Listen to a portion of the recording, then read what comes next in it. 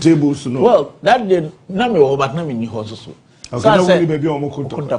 And then I say 8th parliament and 9th parliament no. Asa mo ye mo de te say nkwala mo di na team agro. Why? On say captain. Ni nyina na say on say the 8th parliament was a very unique parliament. And for the first time we had a hung parliament. Or in other words we say a balance 137. Now independent. Yeah. So there was that struggle for recognition or whatever I should say, well, and you know, the way we did things was different. And I presented Ghana for with opportunity to make certain amends.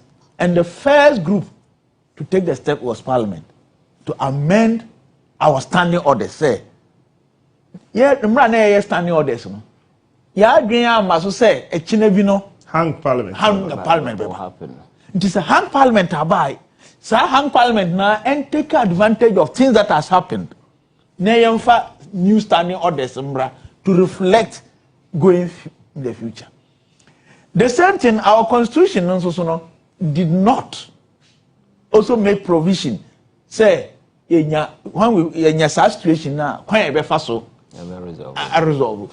And the command say, if Parliament a year and never at a point, parliamentary proceedings they call judiciary. And then there be more we paper. Yes, yeah, more best Parliament national. More we papers. Yes, and it was because it was a hang Parliament. And then where's the hang Parliament? And that is why I'm coming at. Look, say and they say it will be madness. Excuse my language. Say time I speaker no. Nanka MPP. Akofa nipa ba say. Baby NDC. Ye ya dwen kire no. Omo ebi omo mpe ho nti omo de nipa ba. Oh, there be the CPP file a candidate. For speaker. There is CPP file a candidate for 2024 election. Tell them can me am a party. So, but in that 7th Parliament, the only thing we needed to say, if we present a candidate, an MPP present a candidate, we only need to convince 1 or 2 people from the MPP side to vote in our way. And the issue about Parliament, that is how it is. In the time past, first deputy speaker and second deputy speakers, when they are presiding, they don't vote. And it wasn't a problem because the numbers were there. But and then, some say hang Parliament, numbers in you, now about said that be, and there's a first deputy speaker of the constituency in a buy, second deputy speaker or representing Nkrofu, and the other or presidia on Twaba, and eventually Ababetma. And no na MPP for no fee say, well, na NDC for no opposition. Among ye and near maybe an answer on my pressure beer. Yes, so even though a 88, and we should revenge. Sort of a revenge be and but now it can't work. And I say I'm a control show no, I'm control show no.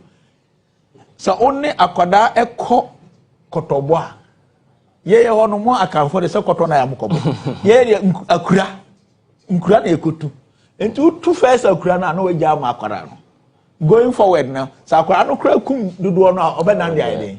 Yeah, so we are just giving them a long rope. Not that we don't know what we are doing, but I know, and you see, the minority will have their say, majority will have their way, but we don't want it to be clearly shown. Say we want to have our way, but let us allow them. No one so encan your munim, not Ghana for. Nyamusha say Nancy, say Ghana for. See, Ghana for. I started judging them, passing judgment, and going forward. Things will change. And a losing so ankasa MPP losing and also abo mupusa. And that sort of frustration so Ghanaians should allow them to vent their we are not looking at them as frustration. No, we are not looking at say So minority and as a majority. Some kwala agro na mudi parliament hono.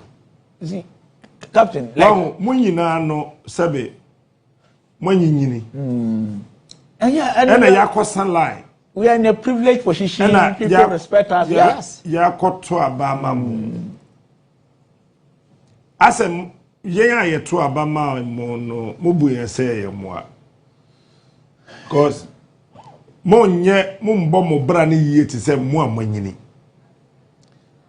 Minim de America. Captain, where the beer obey you see beer no. Ena mukoduru ho no. Say ye baako say ye mienu. I can hear you loud and clear. Now vetting. Yeah, table. And yet MP baako. So I will say MPs. Treat table. As I work in the garden classroom, Madam Amba, no more din krama engro. Na microphone na ye de aban sika na aton. Na mabudu. Mu wie ya, mo de ye nchemo. But obi de bo kitwe bi abobi ka hwehwem. Ya chena tum. Yeah. Obi aye bibi kitwe bi wo baabi. Yes, we destroy obi property. Ya chena tum.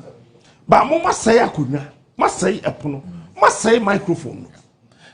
Captain, near Okam ya, son of Canny Biano.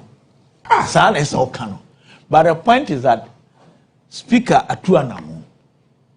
Sisi Aminoka say, Committee na Speaker Atusa Omunya Juman. MPP side so Omabokoto. And ya dia ombe hearings no ombeko. Okay. You invite Omoma. And the Ghana for nyina nso hu asam no ne fareba ba bi a hyase but yes natural justice ne say obema obi akwan na waye den waka na asem and speaker ti committee enya saade a nka menu mienu ba bi asam ne ye den e hyase afiri but yemma obi akwan na omeka na asem no skra mo so omba enti yentwe na committee no present o mo report na yentwe speaker Adamu obetu afa ho se esese enkonya ye to nkonya na ewu ne ye to ana etua ho ka microphones na ya say na say etua ho ka because na me ka se me ho na me ni ho no that day na omo veti Sawa MP transport minister I was enti ewie na me ne now enti ono wie ya na of me no pie ye me ko duru me office am so me TV na hu say na pinche no esio but before you be free or no na yet say opposition for no can it will not happen personally I didn't know what because one car committee no want to know what will not happen I didn't know so ena e buy enti no kan papa mu na anka committee na ya ate e ma speaker cry e suspend bi mu e ma mo de fa chow buy o so yo mu me adwuma na emu committee no enya hwehwemu na mo fa report mra enti mo entwen committee no report ya ntwen committee no report na ya sha say ye beka ho asem bebra anhwe ya na ya tutu carbon. Captain, I think you see gradually minority move away from being minority into a subversive group. The more nyina is to ensure smooth running of parliamentary activities will come to a halt. That is the motive. Why? Because they need to employ hostility and aggression in order to be relevant. And this committee, a speaker to say, yeah, probina Ghana for whatever that happened, Almost a month. So I know that the key witnesses and people who are supposed to give us a closure on this matter, nobody is going. So I know that the committee report is going to be one-sided. Now, as to whether implementation of whatever be the outcome, reflect the exact situation, that's another thing. So I'm saying, you need to see these people going forward. Trust me, this parliament way is going to be the most dirtiest because it's the same approach they are going to employ throughout. That is why the speaker needs to up his game. Now, we redesign the method how to handle the situation because you have the numbers, you have absolute majority to do whatever.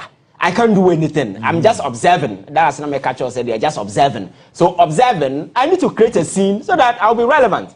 And that's exactly what is going to play out. So I think and we've gotten to a point that this is a group of people are going to elections and they've lost miserably. As a normal person, this is what you do. You do sober reflection. You begin to ask, near I go wrong. I can tell you, one of the reasons why MPP lost miserably, arrogance. Arrogance, one of the key. But that is exactly what is being, your friends say, extended in Parliament. I think Markin sorry, or Kasachere, the clerk of Parliament. And look at the language, look at the tone, look at the posturing. Amonde Kasa to one another. So clearly, we have a long way to go. And the speaker need to rise to the occasion and say, I'm the man in charge. And yes, sir, because these people, they are so determined, this is what they are going to do. And the integrity of Parliament, because I've seen in recent time, they've held a lot of people, privileges committee. I want our power to hold people. You are abusing that power because there are people within the house, they are more than impunity. They are more than contempt. So how dare you leave those people? What is your moral conviction? Say, Uja another umprehwa be say, o citing for contempt. It means that you have the power and you abuse it. And as you continue to add workers union as finance committee chairman. But and then me have it, Captain Memfa akonya so NJ ejuma de bia wo ye no enye kakra. Edu bebi o say o man na agisi wo. Asema obisa menui nchechirima na ewo mu ne say government handing over assets and liability edima Electrochem Ghana. Nanka osenka government ena etua enye retired staff. Ye kese wo mkro osenka government etua compensation edima in relation to Article 65 of the Labor Law. Okay, section C or D na. E kire pefe say wo dwen ho say wo pese wo dane adwuma no efi aban de ko akra. E wo say wo trauma chief labor officer. No mo ne workers nya atena ho na ye ka compensation ho asem. Arrangement yo mo ye ni science. E da no mo dane adwuma ndi akwa private person no. Union deputy general secretary di ni ye ka kwa ho asem. Mo che ye boss say oh o ma consider investor need take over pay oni e betina say na aka compensation ho asem insi te se meti ase yie dia enhihye na se aban eye that time na answer obe hand over there na ma a private person wanye go captain yeken liability na eda ho eye aban liability a private person obe fed mo so tua no onti eye and liability no komu a de ya wo mba ko ne say sika e wo say call workers so a provident fund towards retirement ni adenya akem snit tier 2 akem but to make sure we be my government at that time to go into it. Oh captain, ye throw petition the my ministry several times obi anka ho hwe ye throw petition e de call parliament am say parliament petition ne call ya na DCEC ya omo sorry parliamentary. Ye throw petition e de call my MEF. Ye throw petition de call state interest and governance board. Obi anka ho hwe. Petition there ya throw petition atwa. Obi anka ho hwe. Ya call labor commission. 4 years ni every year be I call labor commission. The very last time I call labor commission 2024. June labor commission rule here. July labor commission share some legal department. Enco court na onko enforce say pensioners ye tuo meka. I'm saying krata ni nya e wo ho. Enti. But the highest TC and say captain. Footage wo ha I'm say producer year e behwe. Ejuma na egu. Ejuma na ya abandia na ehia sika kakra ma abandia hyem. Ama ejuma na edina na so na aban si oni sika. Sata na ehia 2 million. Aban si oni sika o de be hyem ti odane ama ankrankre. Odane ejuma no ma ankrankre no. Sisi aye ka say ejuma na egu. Insu a ye hia aye raw material ye de ye nchene no. Ohonia awe. Ye nya nsu na de aye ejuma. Sisi aso nchene ye no rainy season ye nya nchene. Dry season ne time ye nchene. Hipi nchene gu na rainy season ya ton. Dry season mu ni ye nya nchene. Nsu ni nya o se de be ne ye nya nsu mfemba. Ejuma ni gu. Rainy season ne pa pepepe. Salt base a wo ho a ye de ye nchene no rainy season rains no ebe dissolve ni nya. Enti sisi a ne ye hia se o se aban de ne sasim no ejuma kese. Private person ye be or share aban boss or befa workers 3,000. Utie 2024 6th of matcha former president can say oh omo to nchini 1.2 million enye ne kre former president can say wo ma fa nipa 3,000 enye ne kre wo ko snit sisi a nipa Electrochem for afai a little below 400 wo ko G area workers say wo G area in Kratam a little below 400 na and the president in your figures no he ti so kire entwa no twa kana for na captain ye cheche we mami say ejuma na aban dia na aban say ejuma no mempa bio meton a day a AS match a wo address Ghana for enka wo interest me say it's in some ho and some ho yeah what out away Dabi papa yi ono so ya pensioner na ni start no ketua bi o yes ka no dia ko hospital no ma ya man ne nefra me na me kura no mu na me ne ko and also mo ministry na man here captain ya throw petition ya wo evidence petition 3 was a 4 the ama ministry obi anka ho hwe obi ministry po acknowledge petition na ya throw the buy po ya throw the call parliament first time ya anti ho hwe ya throw second time and also yenya response ya kura no mu de ya me ya but captain there ya ne say ejuma na da ho no ejuma ye betumi afa nipa 500 within the shortest possible time 1992 abanji ejuma yi self-subvented ya na ye nchini di tua yenkwa aban sika bia mba ejuma no mu aban sika bia no ejuma ye mom ye tua tax edima aban ye fa workers ema economy ni koso na de wan ne say captain yentumi anya nchini dodo bia na amanfo kra nchini de ba oman yi mu hafeti ye sika sem ye dollar ya ye ka ho asem nyian se aban antuni nu amba behwen ya ye du rainy season mu pe on be crunch ni e de aba ye sika yi e be affect no enti enum enim ya wo sa aban e de ne nansi fo mo letters na mo de call ministry no copies or ho but produce our copies ye be nya copies produce our copies so we can follow it up our ministry na fe ye hunu why na be tua titru won e call retirement no benefit amount. Because I remember very well, Ambassador Hotel, we can say Indians never toy no, and a bit here.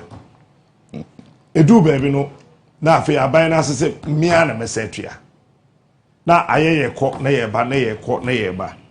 You know, as I say, you whom ye pa now for yet to me, and will be bear the befa. But media dear Hammy says, oh, quite as all that way, Juman. Captain, me that way, Juman, but a Juman won't just send ye hu am church mu no se ye pe se ye enchine a wo empona no a e be take 1 month ama wo de apunsuo e be flow by gravity e de aba ye concession mu e ba e be take another 1 month ama wa dane nsuo no through evaporation system no mu ama na ba dane brine na wo de brine na go crystallizes mu ama na dane enchine so process e be take a minimum of about 2.5 months or 3 months. This year of February, May, Ninsu has started to June, Ninsu has started to. A better we could see August. Say ye Ninsu a yedi be engineer. Sa period, ejumanu ebegu. Ejumanu ebegu. BBAC captain. Labor Commission. BBAC captain. BBAC ya I was say ejumanu etumi gina ne nan so. But ejuma na da ho ni nya se pictures no ya the two affiliation ya hwa oho nya ya ejuma na igu na captain I was say drink Ghana o me cry dem ati say say na make ejuma na asem no mbe yi medi o mu hwehwam so mbe yi medi because ejuma na me ejuma na ba be kan say ejuma na igu but yedu be bi o say e bo Ghana ahon ban we e Ghana japade e kese a e da so ya ban dia e Ghana ejuma kese a e o say e bo ho ban and was say a bomb by. We have sales purchase agreement or yema 9 conditions we say, oh, what about you may 9 conditions you need my bear. Conditions in here when this so. Item number 6 and 7 FI my form liability any compensation when this so. And this a wounded conditions no so dear necessary Jumano and mayor would ya. And a Jumana bear dear captain there ya woman cry say a Jumana na abansi ogu nti me dane ama ankran ma na be ye enchina na yetu no be sin da adwuma no mutumi to bi da na afibia yetu nchine 65,000 metric tons any ekosi 76,000 metric tons. And that me no ka say Electrochem be for adwuma omu to 60,000 metric tons da. Omu to 60,000 metric tons da. Enti na ye koya na ye bae. Na se wuntumi nya adwuma ni ya. And na aban fa na adwuma na onda ni da nani sisi aye ka se na adwuma ni tie betumi to 200,000 metric tons. Sa aban eda na adwuma di man ya. Yes ra aban. Dia ye hia keke nye sika. Dia ye hia ne so man leadership. Oma ye 3-member interim management committee. Oma union 1 slot. Offer 2. Abani nominating nipa 2 meka yon. Ye be ye adwuma afas 500 workers. Ye be ye adwuma etu 200,000 metric tons. Ya ye be ye adwuma etu ya enka. Ye be ye adwuma dani pensioners ni e kan ketenkete da ho nya. Ya ye be ye adwuma yi ada etu ya sa aka ni nya. Yesra ban. Yesra ban. Sisi adwuma ni oman. E na wo hwe adan ho no so adwuma kese ye wo adwuma titi ye wo kra ni Electrochem ya ka ho asem. All right. It's aban yesre no enumenim ya so te yenka dia. Onfa ne nan si fom. Ya ye bebo aban.